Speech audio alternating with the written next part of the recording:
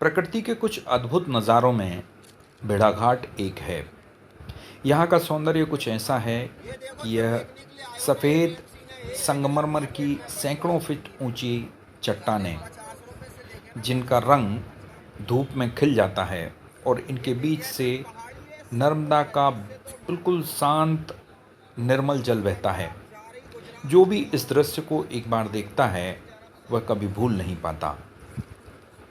भेड़ाघाट का यह नौकायन रोमांच पैदा करता है।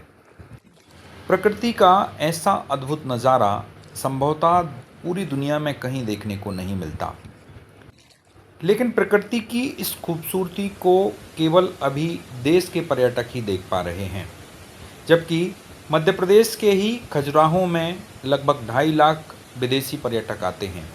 यदि भेड़ाघाट यूनेस्को की सूची में शामिल हो जाता है तो वे 2.5 लाख पर्यटक भेड़ाघाट की तरफ भी रुख कर सकते हैं। इसका फ़ायदा न केवल भेड़ाघाट बल्कि जबलपुर को भी मिलेगा। इस पूरे इलाके में आर्थिक गतिविधियां बढ़ जाएंगी, पर्यटन को नए अवसर खुलेंगे, होटल, स्थानीय व्यापारी, सबको फ़ायदा मिलेगा।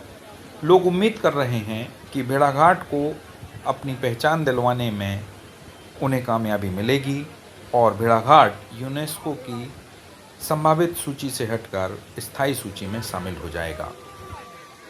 सबसे पहले तो बहुत एक अच्छी उपलब्धि है पूरे प्रदेश के लिए, और यदि ऐसा हो जाता है, चाइना की जो हमारी आगामी बैठक होना है चाइना में, यदि भेड़ाघाट सम्मिलित हो जाता है तो बहुत बड़ी उपलब्धि। फायदा ये होगा कि जो हमारा विदेशी पर्यटक है वो यहाँ भेड़ाघाट में भी आता नहीं, 100-200 पर्यटक आते हैं। एक तरफ हम खजुराहो को देखें तो वहाँ 2 से 3 लाख लोग आते हैं, 300 किलोमीटर का डिस्टेंस है। वो पर्यटक यहाँ डाइवर्ट होगा, वो देख के आता है वर्ल्ड हेरिटेज साइट। तो वर्ल्ड हेरिटेज साइट में खजुराहो है, अब ओरछा भी हो गया था।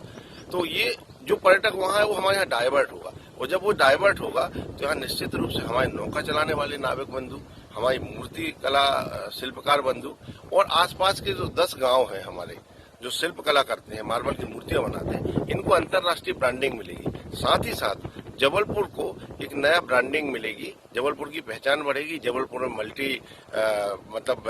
मल्टी स्टार होटल्स खुलेंगे, उससे पर्यटक भी बढ़ेगा, साथ ही आर्थिक गतिविधियां बढ़ेंगी।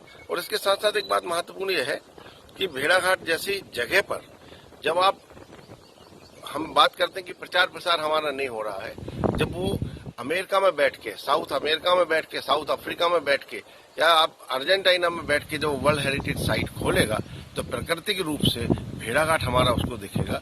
तो बहुत ज्यादा जो पब्लिसिटी आप पैसे खर्च करके कर सकते हैं वो उससे भी कहीं ज्यादा महत्वपूर्ण है कि आपकी वो साइट खोलती दिखेगा।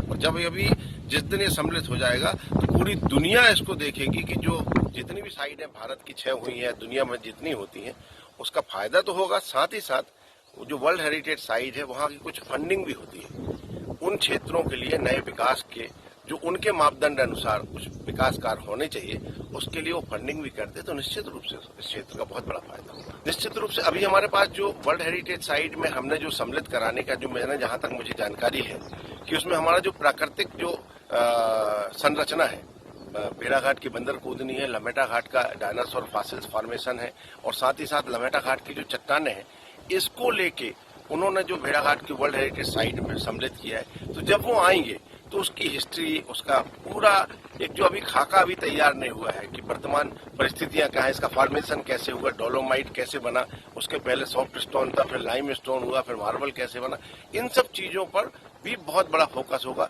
इससे बड़ा फायदा ये होगा कि हमारे यहाँ गाइडिंग बढ़ जाएगी। जो आज खजुराहो में सैकड़ों लोग गाइडिंग करते हैं और उसमें 50 लोग विदेश में जाके अपना जीविकोपार्जन कर रहे हैं, बहुत बड़ी विदेशी पूंजी खजुराहो में आती है, उसका उत्थान करते हैं उस क्षेत्र का।